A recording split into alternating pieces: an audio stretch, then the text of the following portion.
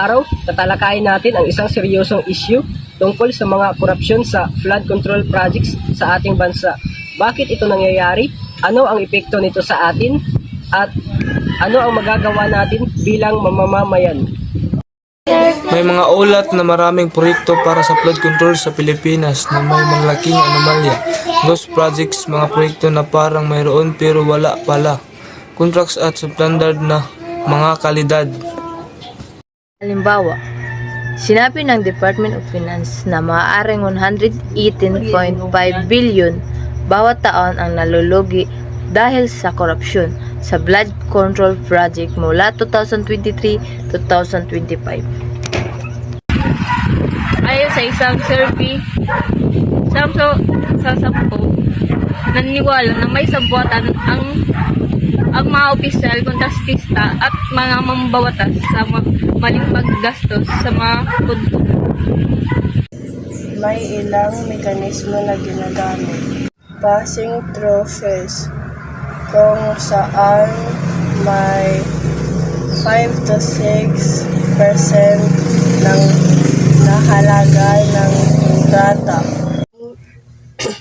ang kinukuha na bago pa magsimula ang proyekto. Proyekto na inuulit-ulit ang pondo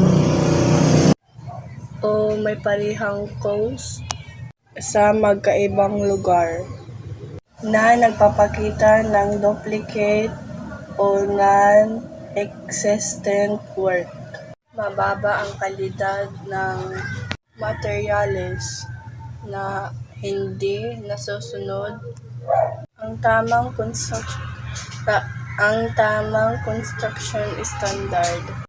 Kaya kahit may proyekto, hindi ito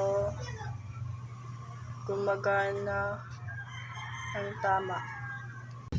Nagsusuri rin ang commercial audit sa mga flood control project sa lalawigan ng Bulacan para tiyakin kung may proyekto at kung nasusunod ba ang specs at kung may physical na umiiral na gawa. Kapag ang proyekto ay substandard o wala kahit may budget, ito ay hindi nagsisilbi sa tao. Halimbawa, bakod na wala sa lugar, kanal na mabilis bumara, at dike na bumibigay. Part 1. Ano ang sitwasyon? May mga ulat na maraming proyekto para sa flood control sa Pilipinas na may malaking anomalya. Ghost projects, mga proyekto na parang mayroon pero wala pala. Contracts at substandard na mga kalidad.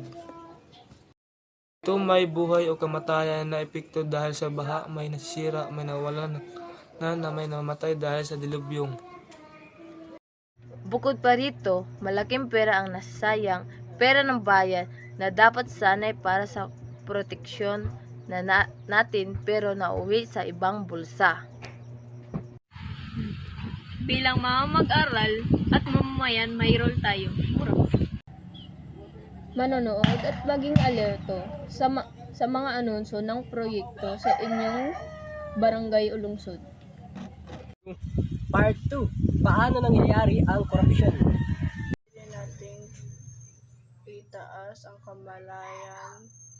Turuan ang iba tungkol sa kahalagahan, maayos na flood control, panganib ng korupsyon.